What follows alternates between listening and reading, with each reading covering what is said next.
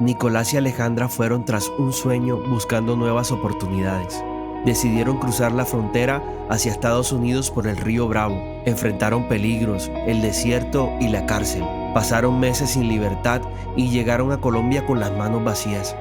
Pero aunque lo perdieron todo, Dios nunca los soltó. Él los guardó, Él guardó su vida y hoy los ha levantado para mostrar que su propósito siempre prevalece.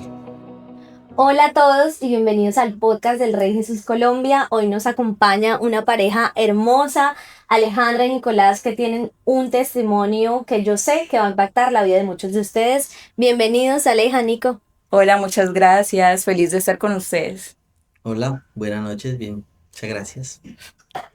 Bueno, Aleja, Nico, ustedes tienen un testimonio impactante que cuando me lo compartieron, cuando nos lo contaron, de verdad que es algo que, wow, no solamente uno lo deja en shock, sino también dice cómo Dios los guardó, y eso es lo que hoy queremos reflejar aquí. Y quiero preguntarles algo, y es, ¿ustedes cómo es que llegan a Montería? ¿Cómo ustedes resultan aquí? Bueno, inicialmente nosotros llegamos acá a Montería a causa de un fracaso financiero y personal, básicamente. Sí, o sea, fue una decisión que se tomó en un momento eh, por algo emocional, familiar, y nos llevó como al fracaso que dice mi esposa, al cual nos sirvió mucho como enseñanza y terminamos hoy en día acá en Montería y como estamos, gracias a Dios. Bueno, y toda esta historia comienza hace muchísimo tiempo y es con la decisión de ustedes irse. ¿Qué es lo que a ustedes los motiva a tomar esa decisión de irse a Estados Unidos y cruzar Río Bravo? Ok, bueno, inicialmente, pues para ponerte de pronto en contexto, Dani, nosotros tomamos la decisión de irnos a Estados Unidos principalmente porque mis papás hacía 3 años atrás ya vivían en Estados Unidos. Entonces realmente fue una decisión que mi esposo como que dijo, bueno, pues estoy viendo la oportunidad de que todo el mundo se está yendo súper fácil por este medio hacia la frontera, entonces amor, intentémoslo, hagámoslo. Y por eso tomamos como la iniciativa y ese fue el impulso para poder emprender este viaje como tan complejo. Ok, y al ustedes tomar la decisión, ¿cómo hicieron para llegar hasta allá? ¿Cuál fue el paso a seguir? Bueno, para llegar allá, ¿cuál fue el paso a seguir? O sea, tomar la decisión como radical de sí, lo vamos a hacer. ¿Qué tenemos que hacer? Pusimos en oración mucho tiempo atrás de emprender ese viaje. Empezamos a orar a que Dios nos diera claridad en que sí era lo correcto y pues todo se dio porque tomamos la decisión y empezamos a ejecutar, el organizar todo y todo se fue dando.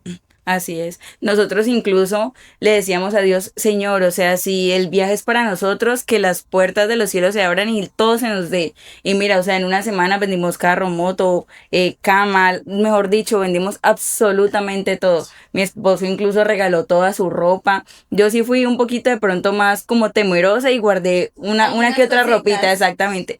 Pero él regaló todo, o sea, él dijo, yo acá no vuelvo, yo ya cogí mis cosas, me fui, yo por acá ni regreso a Colombia.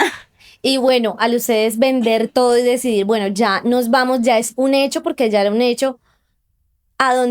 ¿Cuál fue la primera parada? ¿Cómo fue ese relato hasta llegar como al primer lugar exacto donde comenzó esta historia? Bueno, todo comenzó pues estábamos viviendo en Cali, estábamos en Cali, de ahí viajamos a Medellín en bus, de Medellín viajamos a Panamá, en Panamá a Ciudad de México, o sea, fue directamente la llegada a México. En Ciudad de México, digámoslo así, que fue todo bien, hasta ahí todo bien. Todo empezó como nuestra historia así un poco más fuerte, fue cuando emprendemos el viaje de Ciudad de México hacia Monterrey, que es como el centro de Ahí México. empezó todo. Ahí empezó todo porque pues ahí empezamos a hacer nuestra travesía por bus, por carretera, desde Ciudad de México hasta Monterrey.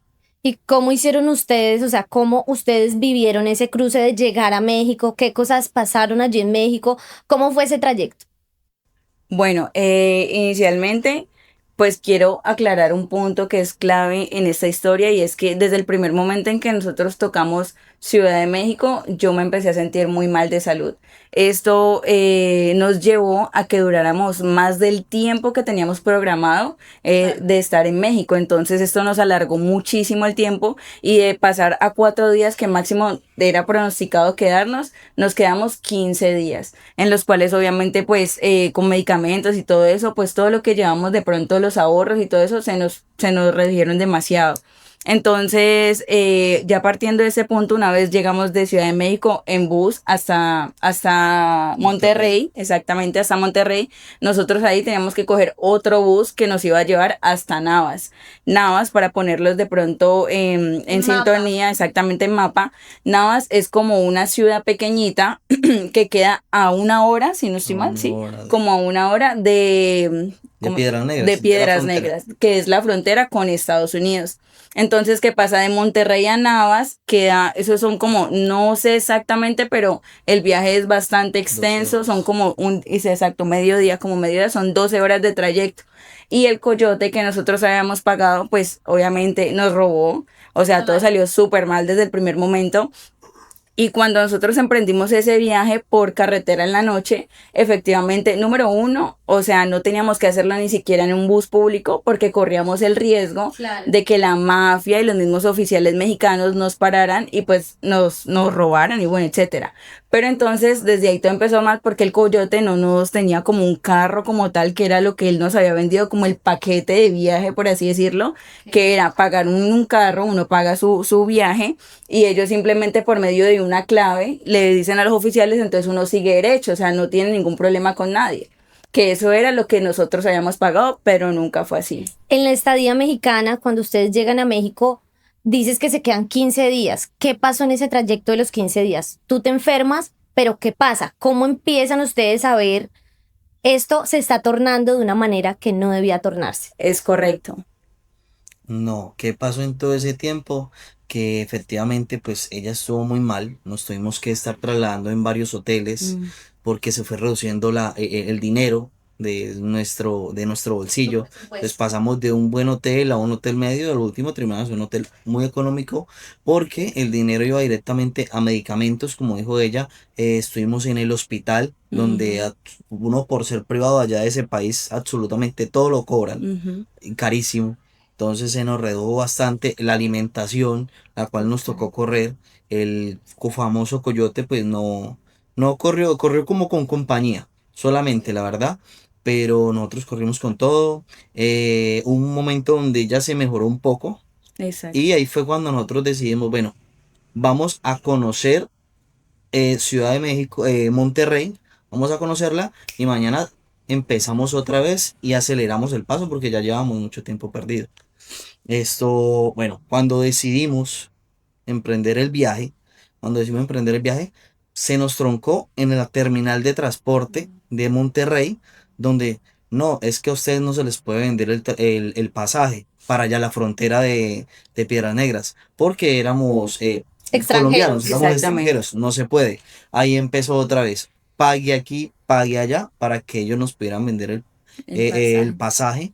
Bueno, ahí se tornó, bueno, compramos pasaje, el coyote nos quedó mal, perdimos ese primer pago de esos pasajes.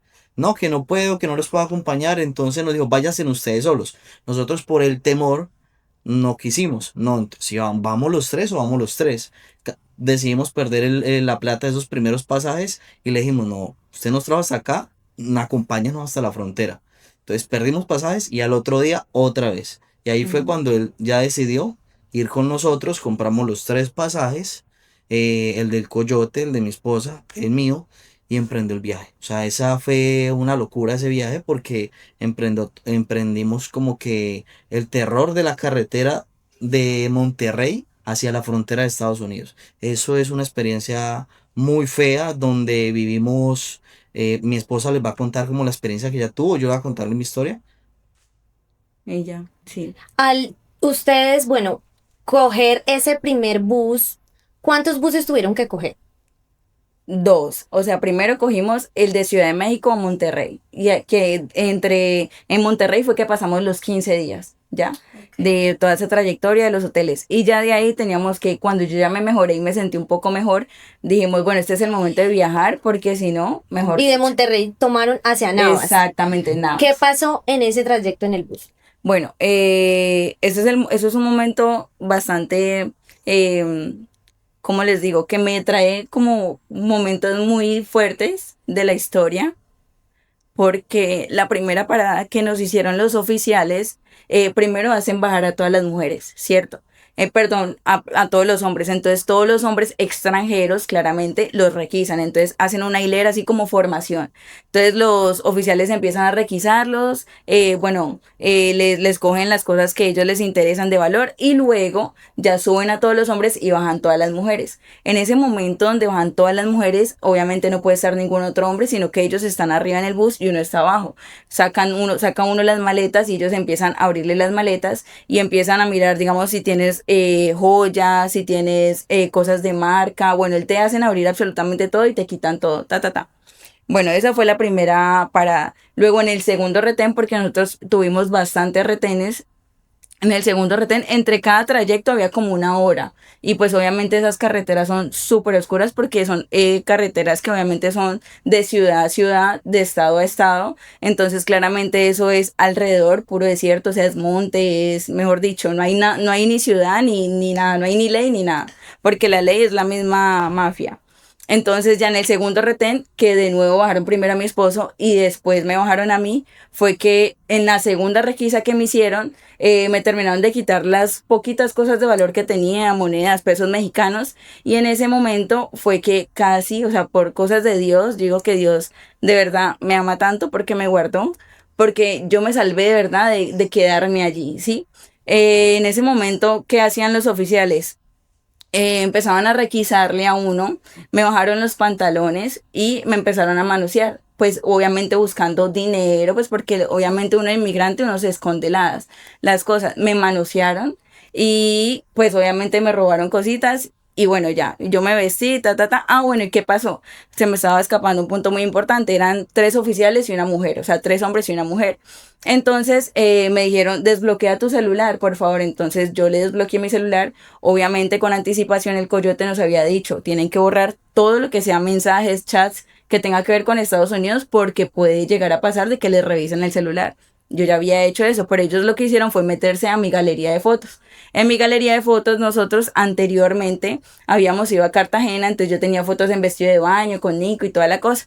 Entonces ellos empezaron como a mirar todas esas fotos y empezaron como a decir, a ella la vamos a dejar, a ella la vamos a dejar acá. Yo tenía pues el anillo de casada y en ese momento yo sentí un miedo tan horrible que me invadía por todo el cuerpo, me temblaban las piernas y todo. Y él me dice a mí, ¿tú vienes sola o con quién vienes tú? Yo le dije, con mi esposo que está arriba en el bus. Y me dijeron, no, empaca tus cosas y vete. Y yo dije, Dios mío, o sea, el alma volvió a mi cuerpo literal. Ya yo subí y ya ahí siguió el trayecto, que fue como de los momentos más traumáticos exactamente en ese trayecto pues del bus hacia Navas. Nico, ¿y tú cómo vives ese trayecto de los buses? Obviamente Aleja lo vive como desde su experiencia de que la bajaron del bus, pero tú ¿cómo vives esa parte? ¿Qué fue lo que en ti marcó como ese precedente de decir, wow? Bueno, esto nunca pensé, nunca me imaginé que iban a ser tantos retenes, tantos, o sea, es que cada hora llegaba un retén y éramos un viaje de 12 horas. Entonces, cada hora, y los mismos buses, los mismos conductores de los buses se parqueaban al retén. Ey, como quien dice, aquí te traigo una gallada nueva. Inmediatamente a todos los hombres nos bajaban, como dijo mi esposa Alejandra, o sea, nos requisaban absolutamente todo. O sea, a mí me hacían quitar el zapato, las medias, remangar el jean, me hacían quitar la correa, el jean, desabrocharlo, ellos le surcaban a uno todo. O sea, a ver dónde iba todo, dónde llevaba uno dinero, ollas, relojes, lo que sea. Algo que pudiera. O sea, algo. Tanto fue así que yo me escondí muy bien el dinero, ¿cierto? Me lo escondí muy bien, pero como yo sabía que había que dejar algo, o si no ellos lo golpeaban o lo devolvían, yo siempre, digamos, dejaba en mi bolsillo, así sea 200 pesos, 500 pesos mexicanos, 10, 50 dólares, 100 dólares, para que en cada parada yo decirles como quien dice, esto es lo único que me queda. ¿Sí me entiendes? Claro. Entonces, en cada parada yo me bajaba con ese poquito. Hey, solamente tengo esto. Solamente tengo esto. Llegué al punto de que prácticamente nos quedamos sin dinero porque es que fueron muchas paradas. En la última parada, ya yo no tenía efectivo para transar a esa gente para que nos dejara seguir, que fue donde prácticamente me quitaron la pulserita que me había regalado mi esposa, dos pulseritas, hasta las últimas monedas mexicanas que yo tenía en el bolsillo, venga para acá y se me las llevaron. Entonces, como esa fue lo traumático porque son personas que no tienen escrúpulos o no tienen como la misericordia de absolutamente nada y maltratan psicológicamente y a golpes a las personas. Yo me salvé, digámoslo así, de un golpe, pero a los otros que medio ponían resistencia, tuve la mala experiencia de un venezolano que les reclamó a un oficial mexicano y lo que recibió fue una golpiza tremenda. Y súbase y no llore y siga. Entonces, eso fue como que lo traumatizante de esa parte donde usted se siente humillado en cada parada. Ujú. Se siente como en esa humillación de que vos no vales absolutamente nada delante de ellos. O sea, y uno escuchaba historias y uno se da cuenta que en cualquier momentico, si ellos querían matarte, te mataban ahí. ¿Quién se da cuenta? Absolutamente nadie. En un desierto oscuro donde ellos son la ley y son la mafia. Ujú. No había nadie que te reclamara. Entonces, esa era la angustia, lo que me dijo ella. O sea, casi me dejan. Entonces, uno lleva con el temor de que, bueno, de esta nos salvamos, pero La ¿quién dice la siguiente. siguiente? Entonces, Exactamente. ese era el temor de que nosotros en algún momento como que, sí, mejor si nos devolvemos, Dios mío, porque a uno le entra mucho el temor, pero pues ya la decisión estaba tomada, seguíamos. ¿Qué experiencia teníamos? Una señorita que iba viajando en el mismo bus de nosotros, una hondureña, una muchacha que iba con el dinero escondido en sus partes íntimas. Ujú. La requisaron absolutamente todo y se lo quitaron. Y ella pidió, por favor, déjenme al menos para la comida. Y ella nos contaba, la hondureña, que esa oficial le tiró $100 en la cara, como que tome, y ese por bien servida, Y de fueron todo lo que llevaba. cuatro Y eran mil, ¿no? $4.000 lo que ella tenía escondida en sus partes íntimas. Y no les importó, se lo robaron y tome $100.000 como si estuviera mendigando algo. $100. cien Bueno, dólares. En esto que, bueno, me cuentan, dicen que me mencionaron en algún momento, obviamente detrás de cámaras, que hubieron personas que fueron como que Dios colocó en su camino, de cierta manera, como ángeles para ayudarlos. ¿Cómo fue eso? ¿Quiénes fueron y de qué manera los ayudaron? Bueno, yo empiezo con la primera, que digamos de cierta manera fue Mm. un oficial de la policía mexicana. Ese fue como el primero. ¿Por qué? Fue prácticamente el último retén que tuvimos en esa noche fue la del ejército. Está la policía y la mafia y está el ejército mexicano. Entonces el último fue el mexicano, pero un retén anterior fue la policía, la mafia, donde habían dos oficiales. Uno que hizo bajar a los hombres y el otro se quedó arriba con las mujeres, ¿cierto? En el Y con los bus. mexicanos. Entonces, el que estaba abajo con nosotros me pidió dinero. Yo ya iba sin nada. Iba sin nada, entonces me pidió, yo le dije, de verdad no tengo, de verdad no tengo. Y usted viene y me dice, bueno, si no tiene nada, pues se queda, va para atrás. ¿Qué es para atrás? Que automáticamente te devuelven al punto de inicio. O sea, te devuelven a la frontera de Guatemala, donde tenés que volver desde cero. Te vas con nosotros para atrás. ¿Con quién viniste? No, yo vengo con mi esposa. Vaya por ella y la baja. Yo como que me entró como que todo el terror, todo el pánico, porque yo dije, o sea, pero ¿por qué ella? Como mi mujer, yo para atrás, o sea, como que entré como en un sentimiento que a mí yo empecé por dentro a llorar y como que temblando, yo subí la escalera a llamarla a ella, cuando yo veo al oficial en la parte de arriba del bus, y yo le digo al oficial, como suplicándole, por favor, el oficial de abajo me quiere hacer bajar con mi esposa, no, por favor, colabóreme, ayúdeme, que nosotros solamente queremos seguir y no estamos haciéndole mal. Por cosas de la vida, después de tener a pocos oficiales malos atrás, llegó ese oficial que me dijo, tranquilo, mijo, vaya y siéntese que yo hablo con mi compañero. Así no lo dijo tranquilamente, como que con ese amor, transmitiéndome como esa Esa tranquilidad tranquilidad. cuando venía de alguien tan agresivo. Ujú. Porque el de abajo me dijo, baje la que se van para atrás. Y él me dijo, siéntese, tranquilo, que yo hablo con él. Y llegué al asiento donde mi esposa, literal, casi llorando, diciéndole, estaba temblando yo del terror porque yo dije, o sea, ¿será que sí? ¿Será que no? Pero cuando arrancó el bus, pues ya dije, uff, Dios ahí nos salvó de una grande porque de verdad estábamos ya sin dinero y volver a donde empezamos Mm. es como mejor dicho, No, fatal. y otra cosa súper importante, Dani, y es que, o sea, como era cada vez peor en cada retén, entonces la incertidumbre, el miedo, o sea, es que yo ni siquiera sé cómo describir, o sea, el sentimiento que le invadía a uno como el alma. Yo en ese momento, yo pensaba y yo decía, Dios mío, o sea, a mí no me daba miedo morirme porque realmente estaba lejos de sentir miedo por eso, sino que yo sentía que era un sentimiento peor que sentir que uno se va a morir. O sea, era como unas ganas de vomitar, como estar temblando. Lo único que sí recuerdo que en ese trayecto lo único que yo hacía era cantar alabanzas en mi mente. O sea, porque yo sabía que en el siguiente retén venía algo peor, pero yo no dejaba como de cantar alabanzas y eso era como que lo que me daba algo de paz. Pero de verdad que ese sentimiento de uno sentir, no, no sé, es que es un miedo que yo digo que, Dios mío, o sea, ojalá nunca, nunca, nunca, nunca nadie llegue a sentir eso, Son porque como era muchas horrible, es emociones en una demasiado, sola. exactamente. Y después de este oficial que los ayudó ahí, ¿quién más los ayudó? Bueno, Bueno, ahí ya llegamos sí, al último retén, que era ya el el ejército. ejército mexicano.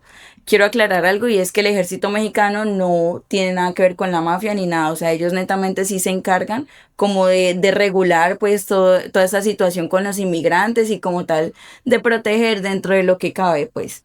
Resulta que en ese retén, bueno, los militares sí nos dijeron como que listo, bajen todos los inmigrantes y los inmigrantes no pueden continuar en el bus. O sea, ya si quieren seguir, tienen que seguir caminando a partir de ese momento.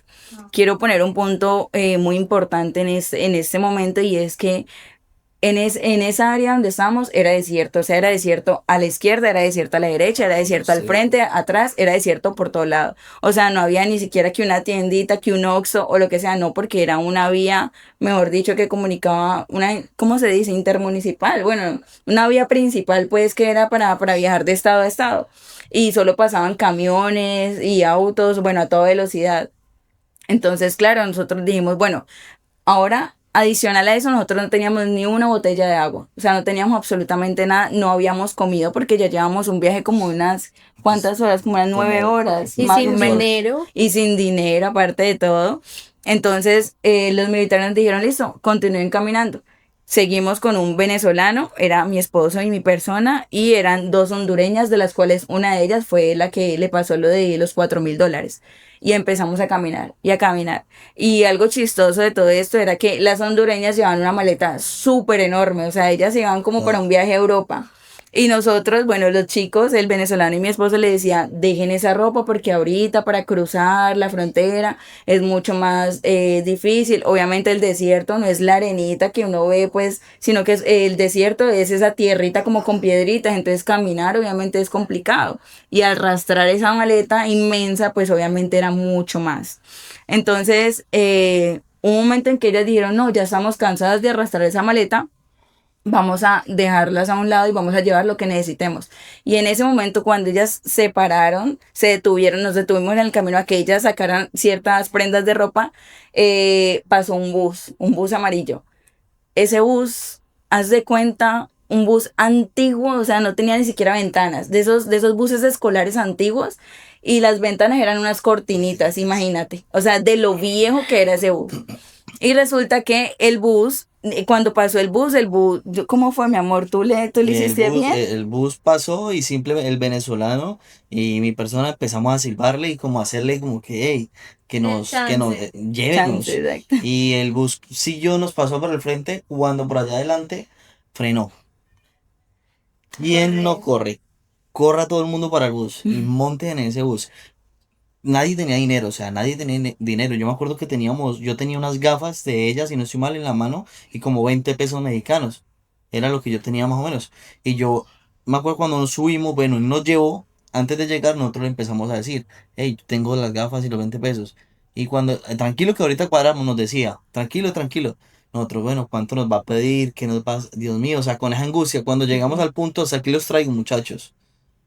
Tranquilos, no me den nada, no nos recibió absolutamente nada, no nos pidió absolutamente nada, tranquilos, métanse por esta calle, que aquí ya están bien, de cierta manera, porque por acá, aquí es donde llegan todos, Ajá. los migrantes, Para a Navas. cruzar. A Navas, exactamente. Otro dato importante que nos saltamos era que donde nos bajamos caminando faltaban 8 horas para llegar, ¿no? Así, eso. Faltaban 8 horas, o sea, la Donde distancia nos, era larga. donde nos paró el retén, donde nos bajó el retén Militar. militar, eran 7 horas caminando, Ujú. 7 horas, donde mucha gente, muchos compañeros con los cuales yo conviví, sacaron ampollas, los pies reventados de esa caminata, porque no todo el mundo corre con la suerte de que le pasó un bus y venga yo los acerco. Exacto. ¿Sí me entiendes? O sea, a la mayoría y en ese momento que estaba la euforia de que todo el mundo quería llegar a la Ujú. frontera, les tocaba caminar. Les Exactamente. tocaba caminar y a nosotros nos tocó el bus. Entonces, ese fue como que el segundo Ángel. ángel que Dios nos mandó y Exacto. nos regaló en esa travesía. Total. Bueno, ¿y por qué medio ustedes logran llegar a Estados Unidos después de pasar por México? Bueno, hablando, esos son dos angelitos. Espérenme un segundo. En Navas llegamos y nos parqueamos en un parque del pueblo principal, ¿cierto? Estábamos sin dinero. Estábamos esperando que la mamá de ella o algún familiar nos mandara dinero, ¿cierto? En el parquecito se veía como la mafia andaba en la calle como si nada. O sea, ya no había policía. Es que yo quiero aclarar algo. ¿Qué pasa? Lo que pasa es que Navas es como un caserío, ¿ya? Entonces, como es una ciudad que está tan cerca a la frontera con Estados Unidos, es demasiado custodiada por los narcotraficantes. Entonces, Navas, haz de cuenta, es el kiosco principal, ahí está la iglesia, están unos cuantos restauranticos alrededor y como casitas. Pero de resto, o sea, esos son como quien dice caseríos, donde obviamente la mafia se ronda. ¿Sí me entienden? Mantiene mirando quién está por Claro. ahí, quién es. Entonces, ese era el susto porque pasaban unos autos, pero de lujo. O sea, era, mejor dicho, los autos más top. Y pasaban así, fum, fum, fum, fum, a toda hora como dando vueltas al parquecito. Y nosotros no habíamos ni desayunado, no habíamos comido absolutamente nada. Otro dato importante era que el venezolano que iba con nosotros le pidió el celular a Nicolás para hacer una llamada porque Nico tenía minutos. Y resulta que llamó al Uber que él ya había contratado antes porque él lo recogía en Navas y lo llevaba hasta Piedras Negras, que ya es la frontera. Entonces yo le dije a Nico, yo le dije, amor, guarda ese número porque de pronto nos sirve en algún momento. Y efectivamente nos sirvió de mucha ayuda porque obviamente el coyote luego llegó allá a Navas, pero él la verdad, o sea, él pretendía como dejarnos ahí tirados, ¿sí me entiendes? Porque se supone que él llegaba allá y nos enviaba un Uber para que nos dejara hasta Piedras Negras, hasta la frontera. Pero eso jamás sucedió, pasaron las 11, pasaron las 2 de la tarde, pasaron las 4, iban a ser las 6 ya. Y nosotros nada que nos desplazamos hacia la frontera, o sea, y no podíamos esperar a que se anocheciera porque era más peligroso. En México anochece a las 8 de la noche. Entonces imagínate, ya estamos a 2 horas de que anocheciera y dijimos, no, o sea, tenemos que movernos y hacer algo. Entonces, claro, como llevábamos casi toda la tarde sin comer, apareció el tercer ángel que está diciendo mi esposo, era un paisa, y él nos, ¿por qué fue que llegó, amor? Ah, ¿dónde estamos? Porque él era un ingeniero, de un ingeniero que trabajaba allá en México, pero él decidió renunciar a la empresa donde estaba ahí en México trabajando y cruzarse la frontera también a Estados Unidos. Entonces él estaba esperando como el coyote de él. Mm. Entonces estaba en el mismo parquecito, en la misma caseta. Cuando nosotros le contamos la historia, él simplemente nos dijo, hey, vamos, compremos unos almuerzos, yo los pago. Entonces ahí como que salvamos la comida porque literal no Mm. teníamos. Increíble. Ya automáticamente pues alguien nos consignó un poco de dinero, lo retiramos ahí mismo en Navas, pero fueron poquito. Y de ahí llamamos al taxi, el taxi nos recogió en Navas y nos llevó escondidos, fue una travesía hasta Piedras Negras, hasta donde estaba el río Bravo. Exacto. Ahí él nos dijo, cuando yo les diga, bájense ni corran, bájense ni corran. Llegamos hasta ese caserío de Piedras Negras, que es otro caserío, llegamos y salimos corriendo. Salimos corriendo para el río Bravo. Cuando íbamos corriendo, nos grita un muchacho por allá metido en un bosquecito. No, no. Sí. No, fue así, mira. Resulta que el Uber nos dice, cuando yo les diga, bájense ni corran, corren, pero le digo a Nicolás, debes de mirar si en el río, abajito en el río, porque eso era una lomita, hay oficiales o mafia, ¿ya? Porque si hay oficiales o mafia, no se pueden atravesar el río porque los van a agarrar.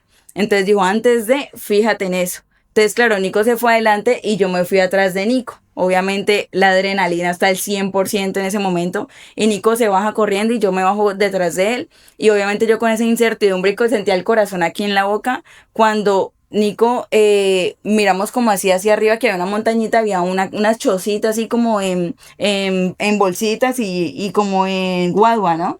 Y entonces el señor estaba desde arriba y Nicolás le pregunta, ¿hay mafia u oficiales allá abajo en el río? Y él le dice, no, no, no, está libre. Entonces yo me quedo mirando yo creo que mi mirada transmitía mucha angustia y el Señor nos dice, ¿quieren que les ayude a cruzar el río? Otro dato importante es que obviamente yo no sé nadar. Y nosotros íbamos a llegar a la fronterita del río y nos íbamos a tirar para nadar hacia el otro lado. La distancia de ese río no es un riachuelo, o sea, es el río, el gran río. Entonces, ¿qué hizo el Señor? Nos dijo, debemos caminar como unos 10 minutos en contra del río porque esta parte de acá es la más honda. O sea, imagínate donde nos hubiéramos tirado Si no en hubiera esa estado parte, él para donde no decirnos hubiera eso. estado exactamente. Probablemente no estaríamos aquí contando la historia, es lo más probable. Caminamos, cuando empezamos a cruzar el río tenía que ser de manera diagonal. ¿Por qué? Porque la corriente era tan pesada que obviamente nos iba arrastrando. Entonces, todo tiene como su técnica, quien dice. Entonces, Nico se fue adelante en el río, yo iba en el medio y el señor iba acá. Como yo ya estaba tan cansada, otra cosa fue que, claro, el trayecto del bus y todo eso, y yo ya había estado enferma, eso como que me revolvió otra vez la enfermedad y yo empecé como a vomitar y toda la cuestión. Entonces yo estaba muy débil, no había querido almorzar tampoco porque la comida no me entraba, eso súmale los nervios, la angustia, el estrés, todo. Entonces empezamos a cruzar el río, cuando empezamos a cruzar, hubo un momento en que, claro, como digamos, llevábamos tenis, llevábamos jean, Nico llevaba las dos maletas de nosotros que éramos dos mochilas, a mí se me durmieron las piernas, o sea, yo ya estaba del cansancio, yo ya no respondía, o sea, mi cuerpo no daba más. Entonces, yo cogí a Nico y no íbamos ni siquiera en la mitad, ¿cierto, gordo? Y resulta que yo le digo a Nico, amor, o sea, la verdad, yo ya quiero descansar. O sea, yo miraba al cielo y yo decía, o sea, a mí se me olvidó como el propósito por el cual nosotros habíamos hecho todo ese viaje. O sea, yo ya no pensaba, quiero reencontrarme con mi familia, quiero ver a mis hermanos, sino que yo decía, quiero descansar. O sea, ya estoy agotada, ya no aguanto más. Y yo le dije a Nico que ya, que me soltara. O sea, yo pretendía irme en el río. Y Nico me agarra fuerte y me dice, no, amor, Dios está con nosotros. Y yo no sé, la verdad, esa fue como la gasolina en mi alma. Y arrancamos otra vez, camine de nuevo, ta, ta, ta, ta. Y ya podemos subir y pasar a la frontera y ahí ya estaba una patrulla, sí, una patrulla de oficiales. El ejército de Estados Unidos. Exactamente. Ya estaba el ejército de Estados Unidos y ya nos das enseñas, caminen para acá. Ya nos hicieron caminar, llamaron está el ejército patrullando la frontera. Pero ellos cuando ven un migrante que se cruza, llaman a la patrulla fronteriza. Ya es la Border Patrol, Ujú. que es la migra. Entonces ahí nos hicieron esperar, nos dieron agua, nos dieron pañitos, bueno, nos recibieron bien, fue muy formalmente el ejército estadounidense. Y llegó la Border Patrol, la migra, nos hicieron montar en un bucecito y ahí fue cuando empezó otra odisea porque nos llevaron para las hieleras, nos llevaron para unas hieleras.